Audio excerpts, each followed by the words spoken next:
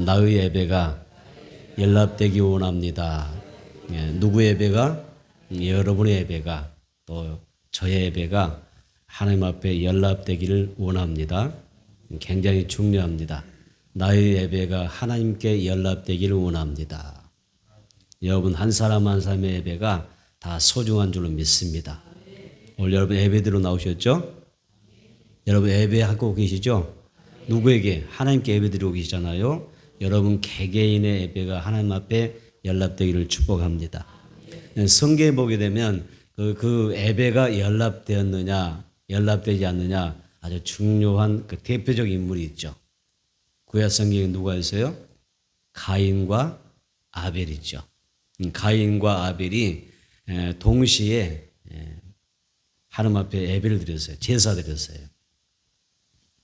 가인 형제입니다. 가인과 아벨은 한 형제인데 이 형제가 하나님 앞에 동시에 하나님 앞에 제사 드렸어요. 예배 드렸습니다. 그런데 하나님께서 어떻게 하셨어요? 아벨의 제사는 연락해 주십니다. 기쁘게 받아주십니다. 하지만 가인의 제사는 하나님께서 외면하십니다. 받아주지 않습니다. 똑같은 장소에서 동시간 가운데 하나님 앞에 예배드리는데 한 사람의 예배는 하나님이 기쁘게 받으셔요. 그런데 한 사람의 예배는 하나님이 받지 않습니다. 오늘날도 많은 성도가 똑같이 하나님 앞에 나와서 같은 시간 같은 장소에서 하나님 앞에 예배도 드리고 또 소중한 마음을 담아서 감사의 물을 드립니다. 중요한 사실은 하나님은 어떤 사람의 예배를 정말 기쁘게 받아주시는데 어떤 사람의 예배는 예민하신다는 거예요. 예배의 그 샘플이지 않습니까? 가인과 아벨이 예배 드렸는데 한 사람의 예배는 기쁘게 받아주셨다. 그리고 한 사람의 예배는 하나님께서 받지 않으셨다. 다시 말하면 오늘 우리의 예배 가운데도 가인의 예배가 있고 아벨의 예배가 있다는 이야기입니다. 지금 나의 예배는 또 여러분의 예배는 어떤 예배로 드려지고 있을까요? 하나님이 기뻐하는 예배는 신본주의 신앙에 입각한 것입니다. 다시 말하면 하나님 중심 예배입니다. 하나님을 가장 위하고 가장 우선으로 하여 오직 하나님께 영광 돌리는 그런 신본주의 예배, 하나님 중심의 예배를 하나님께서 받으시죠. 만약 나의 예배가 하나님 중심이 아니라 내 중심이라면, 인본주의라면, 아니면 사람의 생각으로 가득 차 있다면, 나의 욕심으로 가득 차 있는 어떤 인본적인 그런 색깔을 가지고 하나님 앞에 예배한다면 그 예배가 어떤 예배일까요? 가인의 예배가 될 것입니다. 우리 모두가 하나님께서 가장 기뻐하시는 아벨의 예배, 하나님만을 최고로 높여드리는 이 세상에 가장 존귀하신 내가 가장 우선으로 섬기고 살아가는 신본주의적인 그런 예배로 하나님 앞에 드려지기를 축복합니다. 오늘 여러분 예배가 오직 하나님만 계시는 거예요. 오직 하나님만 모시고 이 시간에 예배 드리시기 바랍니다. 이것이 하나님께서 기뻐하시는 예배인 것입니다. 여러분 시편 19편 14절에 나의 반석이시요 나의 구속자이신 여호와여 내 입의 말과 마음의 묵상이 주님 앞에 연락되기를 원합니다. 이렇게 고백했다고 했죠. 그런 말씀이 있죠. 여기서 연락되라는 뜻이 어떤 뜻이었어요? 하나님께서 정말 하나님께서 받아주시도록 하나님 앞에 기쁨 되는 그런 예배가 되어야 되는 거예요. 예배도 하나님이 받으신 예배였다 그 말이에요. 그래서 나의 마음이 주께, 나의 묵상이 주님께, 내 입의 말이 주님께 연락되기 원합니다. 하나님 정말 기쁘게 받아주시기 원합니다. 그런 예배가 필요한 것입니다. 오늘 이 시간 여러분 예배할 때 바로 그런 중심이어야 되죠. 하나님 나의 예배를 기쁘게 받아주세요. 내가 그저 왔다가 가는 예배가 되지 않게 해주세요. 하나님이 기억해 주시는, 하나님이 받아주시는, 하나님이 흠령하시는 그런 예배 되게 해주세요. 이 예배가 중요한 것입니다.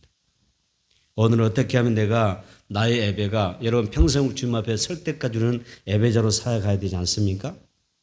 예배자로 살아가야 될 텐데 나의 예배가 어떻게 하면 하나님의 마음에 흡족함을 줄 수 있을까? 또 하나님의 마음에 기쁨이 될 수 있을까? 그런 부분에 대해서 우리가 은혜를 나누고자 합니다. 첫째로 로마서 12장은 어떤 말로 시작이 됩니까? 그러므로라는 말로 시작이 됩니다. 로마서 우리가 12장 1절 한번 읽어보시겠습니다. 시작. 그러므로 형제들아 내가 하나님의 모든 자비하심으로 너희를 구원하노니 너희 몸을 하나님이 기뻐하시는 거룩한 산제물로 드리라. 이는 너희가 드릴 영적 예배니라. 여기에서 그러므로에다 네모 박스에 넣으세요. 그러므로 그랬단 말이에요. 그래서 로마서 12장은 그러므로로 시작해요. 여러분 어느 때 그러므로 이야기하죠? 어떤 그 이야기에 전환점이 될 때 그러므로 그러잖아요. 그렇죠? 그래서 로마서에는 이 바울 사도가 로마서 서신을 기록하면서 쓰면서 가장 자주 사용했던 단어가 있는데 그 단어가 그러므로라는 단어예요.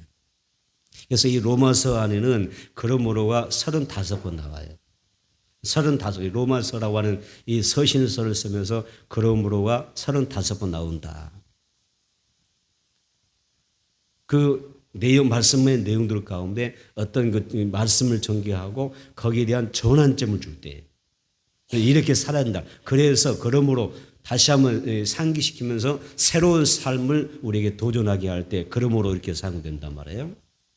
그래서 이 35번의 그러므로라는 단어가 이 로마서에 나오는데 로마서에서 특별히 로마서 12장에 나오는 그러므로 이 시작은요 특별한 것입니다. 35번의 그러므로 가운데도 아주 특별한 매우 특징적인 그런 성격을 가지고 있는데 로마서 12장 1절에 전개해야 돼요. 많은 사람들이 많은 신학자들이 이름으로 여기 로마서 12장 1절에 나오는 그러므로는 특별하다 이렇게 이야기합니다. 왜 그러냐면은 로마서 12장 1절의 그러므로는 로마서 여러 그 말씀들 가운데 그러므로가 많이 나오는데 이 로마서 12장 1절의 그러므로는 로마서를 두 단락으로 나누는 것입니다. 예. 그래서 로마서 1장에서 11장까지의 모든 그 말씀을 전하고 나서 다시 그러므로 시작할 때 12장은 새롭게 시작하는 거예요. 그러니까 로마서가 마치 두 권의 책처럼 나누어지는 그런 성격이 있어요. 내용상 그렇다는 이야기죠. 그래서 로마서 1장에서 11장까지는 우리가 그 어떤 신앙의 원리를 이야기합니다. 다시 말하면 뭐 교리라 그러잖아요. 교리적인 측면이죠. 로마서 1장에서 11장까지는 어떤 교리적인 것. 다시 말해서 말씀에 대하여 우리에게 신앙의 원리, 신앙이 이런 거다. 원리를 제시하는 거예요. 신앙이 이런 거야. 우리에게 어떤 그 가르침에 대한 원리를 이야기한단 말이에요. 그래서 로마서 1장에서 11장까지는 원리, 교리에 대한 이야기고요. 아까 12장 1절에 뭐라 했어요? 그러므로 시작됐잖아요. 전환점이잖아요. 여기에서 나오는 이 그러므로 올 때면 12장에서부터 16장까지는 실천 부분을 이야기하는 것입니다.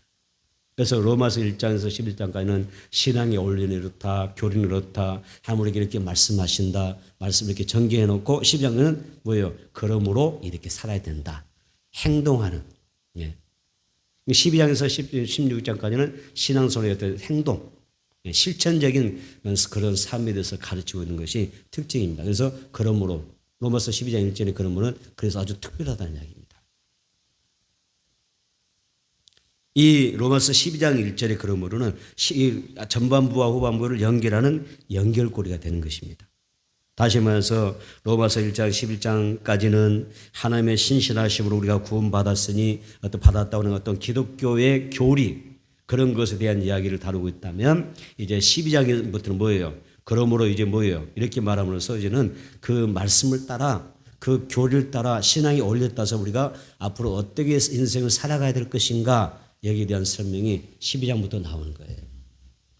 그래서 그런 의미의 그러므로라는 뜻입니다. 자, 로마서 12장 1절 다시 한번 읽어봅니다. 시작. 그러므로 형제들아 내가 하나님의 모든 자비하심으로 너희를 구원하노니 아멘. 여기서 전환점이 되는 거예요. 우리가 우리의 신앙의 어떤 실천 부분을 가르치기 위해서 로마서 1장에서 11장까지 그 장황한 그런 말씀의 전개가 있었던 거예요. 그리고 그 말씀에 대하여는 이렇게 살아야 된다. 이렇게 전개하는 거죠. 사실 우리는 어떤 사람들이에요? 그러므로의 삶으로 살라고 부름받은 사람들이에요. 따습니다. 나의 삶은 그러므로의 삶으로 부름받았다. 뭐 했다고요? 그러므로의 삶에 부름받은 거예요. 우리에게 하나님의 말씀 열심히 배우잖아요. 하나님 때에 따라서 말씀도 가르치시고 이렇게 설교를 통해서 우리에게 전파도 하시고 우리 열심히 성경도 읽고 성경도 배우잖아요. 그 원리 부분이에요. 다 원리 배웠단 말이에요. 많이 배웠고 많이 암송도 하고 읽었고 연구했고 가르침 받았단 말입니다. 그럼 뭐가 중요해요? 알고 배운 걸로 끝나는 게 중요한 게 아니잖아요. 그러므로가 중요한 거예요. 삶이 중요하다 그 말입니다. 우리가 예배를 통해서 교회를 통하여 우리가 이 성경을 열심히 배웠는데 이제 우리가 뭘 요구합니까? 그러므로 그렇게 너희가 순종하며 살아야 된다, 실천하며 살아야 된다고 하는 게 로마서 12장의 전개예요. 할렐루야. 그래서 우리는 하나님의 말씀에 근거하여 우리가 그러한 삶을 살아가야 된다. 성도의 신앙과 삶은 하나님의 말씀에 기초해야 된다. 그 말씀의 교리에 기초해서 살아가야 된다. 이렇게 이야기하는 것입니다. 그래서 우리가 믿는 것 따로 사는 것 따로 돼서 안 된다는 이야기예요. 믿는 것 따로 사는 것 따로 배운 것 따로 그렇죠. 가르침 받은 것 따로 행동 따로 되면 된다 안 된다? 안 된다는 거죠. 신앙은 언행일치가 돼야 됩니다. 배웠으면 순종해야 됩니다. 가르침 받았습니까? 우리가 그 말씀을 잡고 살아간다는 이야기예요. 이것이 가장 중요한 것입니다. 들음으로 믿음이 들어오죠. 들어서 믿음이 생기고 보아서 생기고 가르침 받아서 배워서 우리가 믿음이 생기는데 믿고 마느냐? 아니죠. 믿었으면 뭐 하는 이야기죠? 믿으면 행동하라 이렇게 이야기하는 것입니다. 이 내용에 대해서 디도서 한번 봐볼까요? 디도서 1장 16절에 말씀 나오는데요. 아주 중요한 이야기 나옵니다. 디도서 1장 16절 한번 보겠습니다. 디도서 1장 16절 보겠습니다.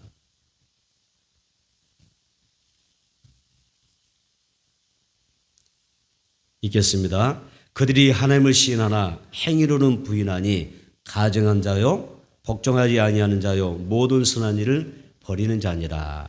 뭐라고 말씀하시죠? 자, 그들이 뭐예요? 믿는 자들이 그리스도인들이 하나님을 시인하지만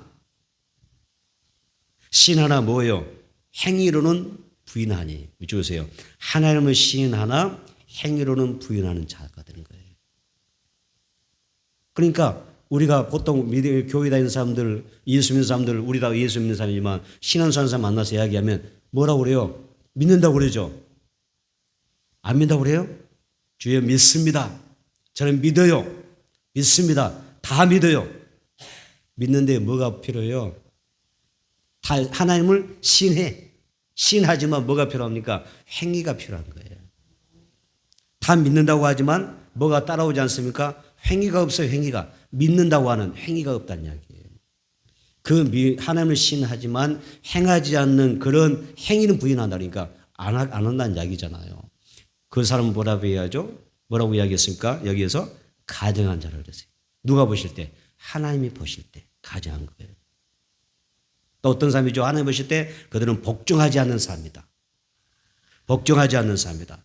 또 뭐라고 하셨습니까? 모든 선한 일을 버린 자라 그랬어요. 예수를 주로 믿고 신하면서 삶으로 행위로 그 하나님의 말씀에 대하여 부정하기 때문에 그들은 뭐가 어떤 삶이에요? 모순적인 삶을 사는 거예요. 믿는다고 하지만 믿지 않는 삶으로 살아가는 거예요. 하나님을 신하지만 하나님을 부정하는 삶으로 살아가는 것입니다. 모순적이지 않습니까?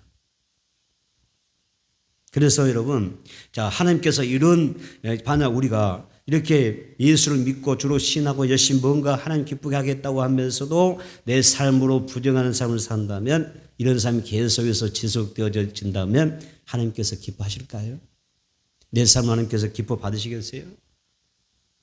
흠량하십니까? 내 삶이 연락되겠어요? 하나님이 뭐라고 하셨어요? 가증한 자요. 말씀에 복종하지 않는 자요. 하나님의 선하신 일에 대하여 그 모든 일을 버린 자니라. 하나님 기뻐하시겠어요? 그래서 우리 삶이 연락되지 않을 겁니다. 그러므로 그래서 로마서 12장 1절이 그래서 그러므로가 들어가는 것입니다. 그러므로 하나님이 기뻐하는 삶이 무엇인지 그 뜻을 물어가면서 하나님의 말씀 그동안 배워왔던 대로 어떻게 해라? 행하며 살아야 된다. 이렇게 가르치는 것입니다. 말씀을 읽은 대로 들은 대로 배운 대로 내 삶에 적용하며 사는 게 중요한 것입니다. 많은 사람들이 이걸 못해요. 가장 중요한 것은 놓치고 사는 것입니다. 얼마나 안타깝습니까? 우리가 하나님을 안 믿는 것도 아니고 예수 안 믿는 것도 아니고 주로 신하지 않은 것도 아니고 부정한 것도 아니고 믿고 정말 믿음으로 고백하고 주님을 사랑한다고 고백하면서 사는데 삶은 전혀 그렇지 않다는 것입니다. 오늘 성령님이 여러분 가운데 오시기를 축복합니다. 성령 오셔서 깨달아 알게 하시고 가르쳐 주시고 성령께서 여러분의 삶을 순종하는 삶으로 이끌어 가시기를 축복합니다. 두 번째 따집니다. 우리 몸을 하나님이 기뻐하시는 그러한 산 제물로 드리라. 네. 로마서 12장 1절이잖아요. 그러므로 순종하는 삶이 뭐예요? 그러므로 너희 몸을 하나님이 기뻐하는 그러한 산 제물로 드리라. 이렇게 말씀하지 않습니까? 바울은 예수 믿는 성도들을 형제라고 불렀어요. 형제들이여. 그러므로 형제들아. 이렇게 이야기하지 않습니까? 그래서 오늘 본문에도 보니까 형제들아 내가 너희를 어떻게 한다고 그러죠? 형제들아 내가 너희를 권하노니 이렇게 이야기합니다. 바울은 자신이 전도했던 사람이 디모데였습니다. 그래서 이 디모데를 가르쳐서 바울은 개인적으로 그는 뭐라고 디모데를 호칭하냐면 디모데전서나 후서 보면 바울이 디모데를 어떻게 부르요? 내 예수 그리스도에서 낳은 복음으로 낳은 내 아들이라 그래요. 개인적으로 이야기할 때는 개인적으로 서신 썼을 때는 이 디모데를 믿음 안에서 내가 얻은 참 믿음의 아들 내 아들이라 이렇게 이야기해요. 디모데라 이렇게 이야기하죠. 이렇게 이야기했다가도 많은 사람들 앞에서 여러 사람들 앞에서는 믿음의 아들로 표현하지 않습니다. 뭐라고 표현하죠? 형제 디모데다 이렇게 표현합니다. 디모데를 부르는 호칭이 달라져요. 개인적으로는 내 믿음의 아들이다. 여러 사람들 앞에서는 그는 나의 형제다. 이렇게 이야기한단 말이에요. 이것은 이 바울이 뭘 이야기하는 거죠? 하나님의 자녀들은 우리가 예수 안에서 모두가 한 형제다. 이걸 강조하기 위해서 그러는 거예요. 우리가 한 형제인 줄 믿습니다. 한 형제를 믿습니다. 나이 많이 드신 분은 여러분의 아버지와 어머니가 되시는 거예요. 믿음의 부모가 되는 거예요. 믿음의 자녀가 되고 믿음의 형제가 되고 정말 교회는 하나의 한 가족의 패밀리가 되기 때문에 우리가 어떻게 살아야 돼요? 서로 사랑하고 서로 섬겨주고 서로 위해주고 위로해주고 같이 걱정해주고 그렇죠? 격려해주고 서로 돕고 그런 살아가는 그런 형제가 되어야 되는 거예요. 바울이 그걸 이야기하는 거죠. 우리는 예수 안에서 뭐라고요? 한 형제다. 저는 우리 교회가 참 멋있는 교회라고 저는 믿습니다. 그렇게 하고 있는 줄로 믿습니다. 그런데 성도들이 서로 갈등하고 시기하고 분쟁하고 서로 원망하고 시비 걸고 있으면 가족일 수가 없어요. 내 육신의 혈육을 나누는 가족일지라도 그렇게 한 가정 안에서 여러분 화목하지 못하는 가족이라고 말할 수 없어요. 더구나 우리 어떤 사람들이요 예수의 피로 말미암아 한 가정이 됐잖아요. 서로 사랑합시다. 서로 존중해 줍시다. 서로 아껴 줍시다. 서로 배려 좀 하십시오. 좀 세밀한 관심을 가지고 배려하십시오. 따뜻한 성도들 되기를 축복합니다. 이것이 우리가 그러므로 형제들아 그런 얘기. 그러므로 우리는 형제로 살아야 된다. 우리는 한 형제다. 다시 합니다. 그러므로 한 형제이다. 제가 앞서 설명했으니까 무슨 의미인지 아시겠죠? 그러므로 우리가 그동안 수없이 그러므로 이전에 많은 것으로 말씀 배워왔기 때문에 우리는 그러므로 한 형제로 사는 거예요.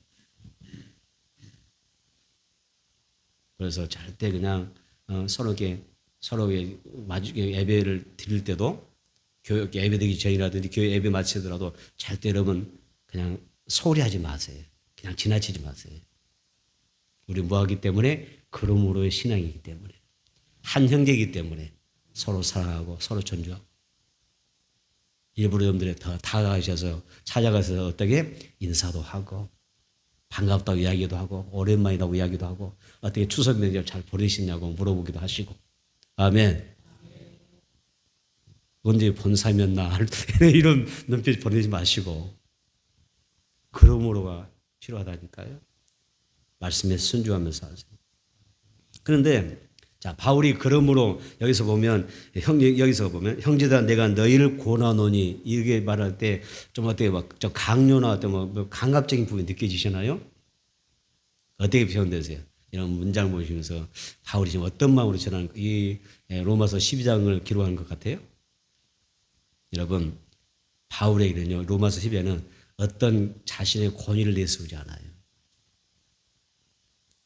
내가 무슨 무슨 권세라든 무슨 힘이 있고 어떤 뭡니까? 교만이나 어떤 자기 그런 모습 전혀 보이지 않아요. 그러므로 형제들아 너희를 권하노니 뭐예요? 여기에서 정말 부드러운 마음이 있어요. 따뜻함, 친절함이 담겨 있습니다. 왜 그러냐면은 바울이 무엇에 근거하여 그가 지금 말씀을 전하고 있기 때문에 하나님의 모든 자비하심으로 내가 지금 복음을 전하고 있기 때문에. 그러니까 지금 하나님의 그 자비하심이 바울에게 좀 충만한 거예요. 하나님의 자비하심으로 너희를 권한다. 그러니까 자유로운 거예요. 모든 것이 하나님의 은혜인 줄로 믿습니다. 자비였습니다. 그래서 정말 우리가 은혜 가운데 서로 따뜻함이 그래서 나오는 거예요. 하나님의 자비하심 우리가 함께하기 때문에 그렇다는 것입니다. 오늘 본문에서 바울이 말하는 핵심이 있었습니다. 우리가 오늘 본문이 뭐였어요? 로마서 12장 1절 2절을 보았지 않습니까? 12장 1절 2절을 보았는데 여기에서 여러분 그 가장 핵심적인 말씀이 뭐예요? 바울이 전하고자 하는 핵심이 뭐예요? 1절 중반절입니다. 너희 몸을 하나님이 기뻐하시는 거룩한 산제물로 드리라 이런 이야기였습니다. 여러분 여기서 몸이 뭐죠? 단순히 우리 몸만 이야기하는 건가요? 성경에서 우리 여기서 보면 너희 몸 할 때 몸은요 그냥 단순히 육체만 이야기하는 게 아닙니다. 우리의 인격과 우리의 성품과 우리의 몸까지. 그래서 나의 모든 것을 포함할 때 너희 몸이라 이렇게 표현하고 있는 것입니다. 너희 몸을 너의 성품과 인격도 너의 모든 것을 포함한 전체를 너의 자체를 하나님 앞에 드리는 이런 것을 말할 때 몸이라 표현했던 것입니다. 그다음에 여기서 보면 자 우리가 좀 단어를 좀 이렇게 좀 더 살펴보고 있는데 자, 기뻐하시는 그렇죠? 너희 몸 하나님 기뻐하시는 뜻은 뭐예요? 가장 좋은 하나님이 만족스러워하는 그런 재물이라는 뜻입니다. 그다음에 거룩한 산지분이라는데 거룩한은 어떤 의미냐면요. 오직 너는 하나님을 위해서 구별되게 드려지는 흠이 없는 정결한 너 자신의 재물이 되어야 된다. 이때 거룩한이라는 뜻입니다. 그 다음에 산재물 이렇게 이야기했잖아요. 산재물의 뜻은 뭐라고 생각하세요? 산재물. 산재물은 너는 일생 동안 너의 일생을 다해서 반복해서 드리는 지속적인 제사들이라는 뜻입니다.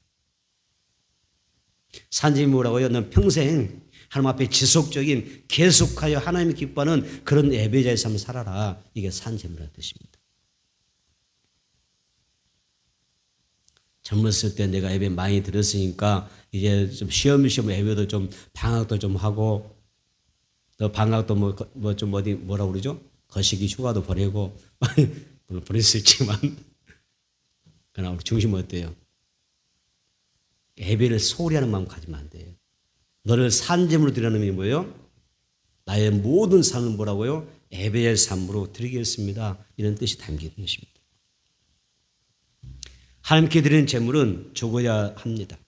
짐승을 잡아서 정말 죽여서 각을 떠서 불태워 제단에 바치는 것이 바로 구약의 제사법이었습니다. 그런데 우리는 살아있습니다. 생생하게 살아있습니다. 호흡하고 있습니다. 나는 비록 살아있지만 마치 죽은 제물처럼 나 자신을 온전히 남 앞에 바쳐서 살아야 된다. 이것을 산 제물이라고 이렇게 이야기하는 것입니다. 여러분 갈라디아서 5장 24절 한번 보겠습니다. 갈라디아서 5장 24절. 갈라디아서 5장 24절. 시작. 그리스도 예수의 사람들은 육체와 함께 그 정욕과 탐심을 십자가에 못 박았느니라. 아멘. 자, 하나님께서 우리에게 뭘 요구하셔요? 정도, 욕심도 십자가에 못 박고 사는 삶을 이야기합니다.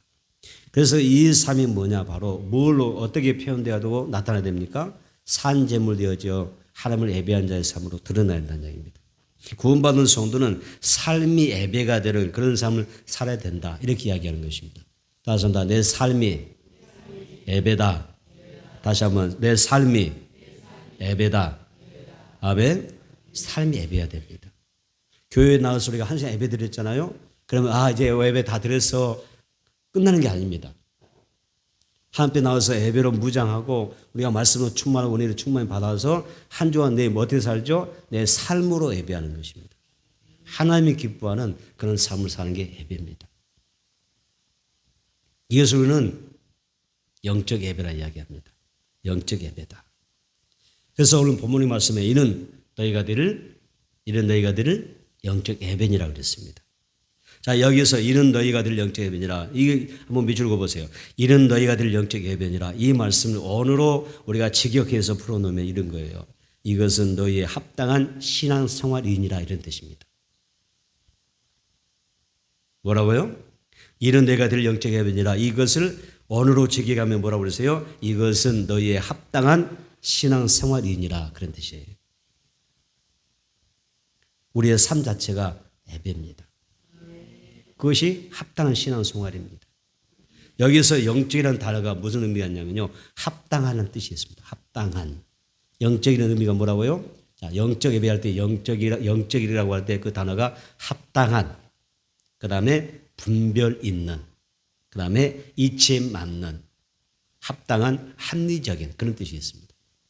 이것을 영적이라 이렇게 표현합니다. 우리 예배는 몸으로 드립니다. 단순히 몸으로 예배 참여하는 걸 끝난 거 아니죠? 이 몸이 뭐라고 그랬어요? 나의 온 인격과 성품, 나의 전체를 내 나라와는 이 자체를 포함하는 것을 이야기할 때 몸이라 표현합니다. 그럼 내 전체가 예배인 거예요. 삶 전체로 하나님 앞에 제물로 드리는 삶입니다. 이것이 하나님께서 연락하시는 합당한 예배, 영적 예배라 이렇게 이야기합니다. 보통 사람들은 주일에 교회에 나와서 예배 드리고 나면 예배를 다 드린 것으로 생각을 합니다. 그렇게 이해를 합니다. 그런데 성경 말하죠. 이건 이해가 아니다. 오해다 이야기합니다. 이해가 아닌 오해다. 내가 한 시간에 하나님 앞에 예배 드렸으니까 그래 나 진짜 이 한 주간 할 거 다 하나님 앞에 할 거 다 해서 예배 드리고 와서 끝나는 게 아니라 그렇게 생각하는 자체가 오해입니다. 이해하는 것이 아니라 오해라는 이야기입니다. 교회에서 예배를 잘 들으셨습니까? 오늘 주 예배 잘 드리고 계십니까? 하나님이 원하시는 예배는 이것이 끝이 아닙니다. 일주일 내내 내가 삶으로 하나님을 기쁘시게 하는 예배를 드리는 것입니다. 누구처럼 에녹과 같은 삶입니다. 에녹은 300년 동안 뭐라고 그랬어요? 하나님과 동행했다 그랬습니다. 그게 예배입니다. 영적 예배, 합당한 예배입니다. 에녹이 하나님과 300년 동안 동행했다는 결국 무슨 말이에요? 하나님을 삶으로 예배하며 살았다는 이야기지 않습니까? 날마다 한 걸음 한 걸음 주님과 동행하며 아멘. 삶으로 예배하며 살아가기를 축복합니다. 그런 예배자가 되어보세요. 그럼 우리 삶이 얼마나 여러분 아름답겠어요. 얼마나 경건하겠어요. 또 하나님께서 얼마나 우리 삶을 귀하게 보시겠습니까? 이런 예배가 어떻게 해서 가능하느냐? 우리가 성경에 보니까 오늘 마지막 2절에 이런 이야기 나오잖아요. 이 세대를 본받지 말고 오직 마음을 새롭게 함으로 변화를 받아 하나님의 선하시고 기뻐하시고 온전하신 뜻이 무엇인지 분별하며 살아가는 삶이라고 이야기합니다. 하나님의 뜻을 잘 분별하고 실천하며 살아가는 여러분 되기를 바랍니다. 여러분의 삶이 영적 예배가 되기를 다시 한번 축복합니다. 하나님과 동행하십시오. 이왕이면 하나님과 호흡하며 사세요. 교회에서 나와 예배드리는 것처럼 교회 밖을 나와서도 가정에서 직장에서 우리가 무엇을 하든 간에 하나님과 동행하는 내 삶으로 예배하는 하나님이 기뻐하는 삶을 살아가는 그런 주인공이 되기를 바랍니다.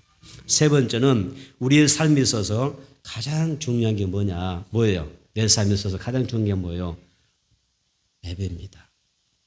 자, 로마서 1장에서 16, 바울 사도가 로마서 1장을 기록했는데 로마서 1장에서 15장까지 뭐였어요? 신앙의 원리, 교리적인 부분을 다뤘다고 그랬잖아요. 12장에서 16장까지는 실천 부분을 다뤘다고 그랬잖아요. 그런데 그러므로가 35번 나왔는데 이 로마서 12장 1절이 가장 그러므로가 특별하고 소중한 단어다. 왜냐? 두 전반부와 후반부를 연결해주는 연결고리가 되기 때문이다 그랬잖아요. 그런데 로마서 12장 시작하면서 실천편에 넘어가면서 바울 사도가 가장 먼저 앞선 게 뭐예요? 예배를 이야기하고 있잖아요. 신앙이 여러 분을 다 따르고 나서 가장 먼저 우리가 믿음을 이야기하면서 원리를 이야기하면서 그 다음에 우리가 행동하는 신앙 실천법이 뭐냐? 예배성을 이야기하는 거예요. 그러므로 형제들아 이야기하면서 너희를 구원하는 이야기하면서 뭘 이야기해요? 결국은 예배가 중요하다 이렇게 이야기합니다. 오늘 여러분들이 예배를 좀 소중히 여겼으면 좋겠어요. 그 누구보다 더 소중하게 여겼으면 좋겠습니다. 하나님을 만나는 시간만큼 만복의 근원이신 만물을 창조하신 나의 구속자이신 하나님을 만나는 시간만큼 소중한 시간이 어디 있습니까? 이 소중한 시간인데 예배가 중요합니다. 존 칼빈이라는 사람이 신학자가 있는데 존 칼빈이라는 사람이 뭐라고 했냐면 우리는 하나님 앞에서 살고 있다라고 했습니다. 존 칼빈이 뭐라고 했다고요? 우리는 하나님 앞에서 살고 있습니다. 그 말이 무슨 단어죠? 코람데오잖아요. 코람데오. 하나님 앞에서 나는 살고 있다. 우리는 하나님 앞에서 살고 있다. 하나님 앞에서 살고 있다. 그래서 우리는 하나님 앞에 살아가는 존재죠. 그것이 우리가 하나님 앞에 살아가는 그 삶의 존재로서 하나님 앞에 보여주는 그 신앙의 표현이 뭐냐면 예배자의 삶을 사는 것입니다. 따라서 신앙생활에 있어서 가장 중요한 것은 예배드리며 사는 거예요. 이걸 여러분들이 좀 이렇게 여러분의 마음에 좀 각인했으면 좋겠어요. 예배가 가장 중요하다. 코람데오 하나님 앞에 사는 것이 바로 예배다. 이거 딱 들어오면요. 하나님이 정말 여러분들 기쁘게 받으실 거예요. 축복하실 줄 믿습니다. 성경 전체를 보세요. 많은 그 가르침인데 그 중에서 우리에게 주어진 게 하나님을 영화롭게 하는 것입니다. 영광 돌리는 것입니다. 어떻게 영광 돌리냐? 예배입니다. 예배를 우리는 50이라 그러지 않습니까? 50이 뭐예요? 최고의 가치란 뜻입니다. 예배는 최고의 가치다. 내 인생의 최고의 가치다. 지상의 이 땅의 최고의 가치가 뭐냐? 예배 드리는 삶이다. 이렇게 이야기하고 있는 것입니다. 그래서 여러분, 자 우리가 성경 전체를 보면 내 삶의 모습을 통해서 보여주는 게 뭐냐? 우리가 예배라고 볼 수 있는데 또 존 칼빈이 또 어떤 이야기했냐면 이런 이야기를 해요. 당신 자신이 동물보다 더 낫다고 하는 한 가지가 있다고 그랬어요. 여러분이 동물과 사람 관계 차이에서 당신이 더 나은 차이가 뭔지 아세요? 뭐라고 생각하세요? 존 칼빈의 이야기입니다. 이렇게 이야기하죠. 우리 사람 자신을 동물보다 더 낫게 만드는 한 가지가 뭐냐? 하나님에 대한 예배다. 그렇게 이야기합니다. 여러분, 동물이 예배드리는데 보셨어요? 동물이 예배를 드릴 수가 없습니다. 오직 하나님께서 인간에게만 주신 특권입니다. 특별한 은총입니다. 하나님을 예배할 수 있도록 창조하신 것입니다. 그래서 동물과 사람의 차이가 예배로 차이가 난다고 했습니다. 그러게 하면서 뭐라고 덧붙이냐면 오직 우리가 예배를 통하여서만 내 영혼은 불멸을 염원하게 된다고 했습니다. 예배 드린 자만이 영혼을 사모하게 되고 천국을 바라볼 수가 있는 것입니다. 예배 당장 안 드려보세요. 예배가 죽어보세요. 여러분들 예배가 불 꺼져보세요. 여러분 천국에 가시고 있습니다. 천국을 소망하지 않는 존재가 되어버리고 영적으로 무뎌져 버리는 거예요. 여러분 사람이 동물과 다른 점이 하나님을 예배한다는 점이라고 그랬습니다. 그래서 성경에 많은 사람들이 이런 이야기해요. 예배에 성공하면 많은 사람이 이야기합니다. 예배에 성공하면 모든 삶에서 성공하고 예배에서 실패하면 모든 삶에서 실패한다는 것입니다. 실패하지 마세요. 여러분의 인생이 실패로 끝나지 마시기를 바랍니다. 성공하려면 예배에 성공하라. 이 사실을 성경은 우리에게 증언합니다. 예배가 바로 세워지면 모든 영적 삶이 바로 세워지는데 복을 받는 것입니다. 믿음의 조상이 누구죠? 아브라함이죠. 믿음의 조상이 아브라함입니다. 아브라함은 가는 곳마다 하나 특징이 있습니다. 항상 가장 먼저 뭐죠? 제단을 쌓아놓고 예배합니다. 그들은 유목민이잖아요. 양을 목축업하는 사람이기 때문에 풀을 따라 초장을 쫓아 그들을 움직이게 할 때 장막집이에요. 천막집. 그래서 이주하다가 어느 곳에 정착하게 되면 가장 먼저 뭐 하느냐? 다른 거 하지 않습니다. 가장 먼저 뭐예요? 제단 쌓고 나서 예배드립니다. 아브라함의 삶이 그래요. 예배가 가장 우선이에요. 최고의 가치입니다. 내 삶의 최고의 가치가 뭐냐? 예배다. 이걸 그가 가지고 있는 것입니다. 그래서 나중에 그 하나님께 복을 받는데 너는 믿음의 조상이라 이렇게 이야기하는 것입니다. 이삭도 야곱도 마찬가지였습니다. 그러면 다윗을 한번 생각해 보세요. 다윗은 원래 출신이 여러분 처음부터 왕이 아닙니다. 지금 이스라엘의 역사 가운데 최고의 성군이 다윗이지 않습니까? 존경받는 다윗이잖아요. 다윗은 다윗의 성군 왕인데요. 다윗은 처음부터 왕이 아니었어요. 또 왕족도 아닙니다. 이름 모를 문명의 잡초 같은 사람이었어요. 문명의 목동이었습니다. 양을 치는 목동이었습니다. 아버지의 양을 치면서 많은 형제인데 제일 말찌가 돼서 어때요? 항상 들판에서 양을 치는 사람이었습니다. 정말 인간적으로 보면 보잘것없는 존재였어요. 다윗에게는 하나의 신앙의 장점이 하나 있습니다. 그게 뭔지 아세요? 목동 시절부터 하나님을 예배하는 사람이에요. 목동 시절부터 양을 치면서 아니면 밤하늘의 별도 봐면서 그래서 하프라고 그러잖아요. 악기 하프를 치면서 사람을 찬양했던 사람입니다. 찬양하고 하나님 앞에 찬양하면서 하나님 앞에 들판에서 하나님 앞에 예배하는 동의하는 삶을 살았던 것입니다. 그 결과 어떻게 되죠? 하나님이 그를 불러내십니다. 내가 이새의 아들 다윗을 만나니 내 마음에 합당한 자다. 내가 그의 뭐였어요? 그의 신앙과 예배를 연락했다는 이야기예요. 내 마음에 합당한 자다. 내가 나의 모든 것을 저에게 맡기라. 예배가 그렇게 소중한 것입니다. 결국 하나님께서 함께 하셔서 위대한 다윗이 탄생하게 됩니다. 신약의 사도들도 한번 생각해 보세요. 사도에서 보여주는 그들의 삶은 항상 예배자의 삶이었습니다. 가는 곳마다 하나님을 예배하잖아요. 예배하는 삶 가운데 영적으로 승리하는 모습을 볼 수가 있습니다. 그래서 많은 사람들이, 많은 신학자들 하는 이야기 그겁니다. 예배에 성공하면 인생은 성공한다. 예배에 실패하면 인생도 실패한다. 이렇게 그들은 단정해서 우리에게 증언하고 우리에게 말해주고 있는 거예요. 어디 보니까 성경의 역사가 그렇더라. 말씀하고 있는 것입니다. 예배하는 삶 가운데 영적으로 승리하는 삶을 살았습니다. 여러분 예배가 바로 세워지면 여러분의 모든 삶이 회복될 줄로 믿습니다. 치유될 줄로 믿습니다. 하나님께서 여러분들의 모든 필요를 채워주실 줄로 믿습니다. 꼭 명심하세요. 예배에 성공해야 된다. 세상처럼만 성공하려고 하지 말고 성공하세요. 세상적으로 성공하세요. 그러나 그렇게 성공만 하려고 하지 말고 예배를 성공하셔야죠. 신앙이 먼저 성공하셔야죠. 예배에 성공하면 육적인 것뿐 아니라 여러분의 영적인 모든 영역에도 하나님께서 성공을 주실 줄 믿습니다. 꼭 기억하시길 바랍니다. 어떤 사람 바빠서요. 아무리 좀 어느 누군가를 만나야 되는데요. 너무 바빠서 그러지 마세요. 하나님 만난 것보다 더 급한 일이 어디 있어요? 그거는 만복의 근원이신데.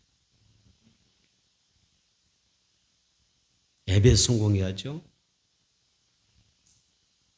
만물의 창조 한번 생각해 보세요. 만물의 창조자이신 하나님께서 복의 근원이신 하나님께서 무엇이 부족하여 정성 없이 드리는 그 예배를 형식적으로 드리는 그 예배를 하나님께서 받으시겠습니까? 하나님 뭐가 부족하셔서요? 우리에게 받고 싶은 것은 최고의 가치를 원하셔요. 너에게 가장 귀한 시간, 황금 같은 그 시간, 너의 황금 같은 것들 그렇잖아요. 그 소중한 보배로운 것으로 나를 영화를 꾀라고 그러지 보잘것없는 그렇죠. 형식적이고 하지 못해서 그냥 막 그런 거 있잖아요. 그런 예배를 하는 거 원하시겠어요? 하나님 그런 예배 기뻐하시겠습니까? 너 아니면 내가 받을 영광 어떤 존재로부터 영광 받을 존재가 없냐? 그렇게 말씀하실 수도 있잖아요. 하나님은 아쉬워서 우리에게 예배드려 한 거 아니에요. 나를 통해서 영광 받기를 원하시지만 우리에게 더 큰 은혜와 복을 주시기 위해서 그러신 줄로 믿습니다.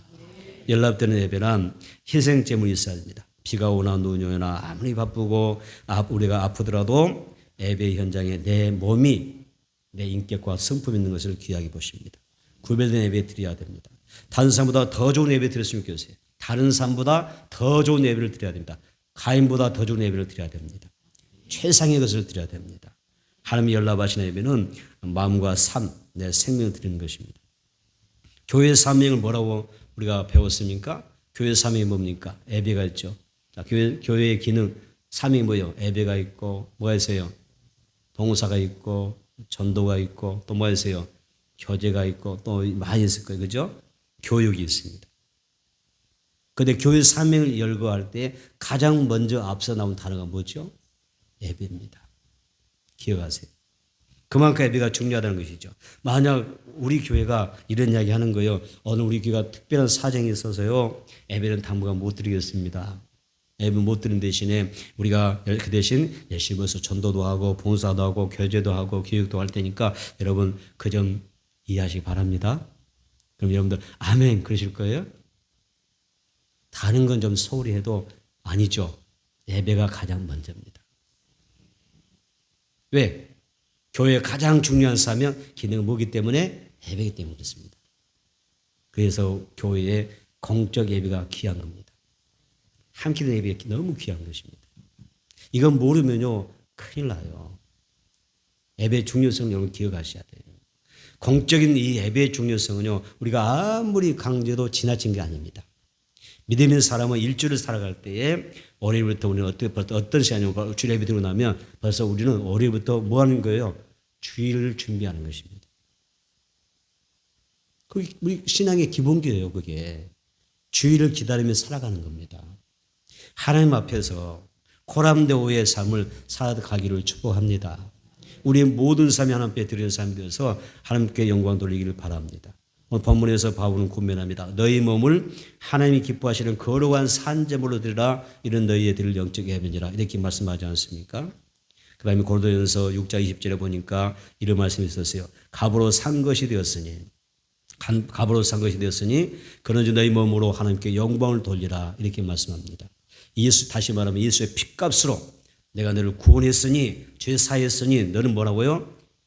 하나님께 영광 돌려야 된다. 이렇게 말씀하는 것입니다. 우리 몸을 하나님이 가장 기뻐하는 그러한 산제물로 드리기를 축복합니다. 말씀을 정리하겠습니다. 하나님이 기뻐하시는 것이 무엇이라고 여러분들은 생각합니까? 그것에 여러분들 관심을 좀 가져보시기를 축복합니다. 하나님이 기뻐하시는 삶이란 하나님의 말씀이 근거하는 삶입니다. 철저히 나의 모든 삶이 말씀대로 살아가기를 힘써야 됩니다. 완벽할 수는 없겠죠. 말씀대로 살 때 완벽하게 힘낼 수 없겠지만 나는 내 중심 보여 말씀이 근거하여 최선을 다해서 살려고 노력해야 됩니다. 교회 나와서 예배드리는 일에 충실하고 또 세상 밖으로 나갔을 때는 삶으로 예배하는 그런 삶을 힘써야 됩니다. 성도는 모든 삶을 하나님 앞에 드리는 삶이 되어야 됩니다.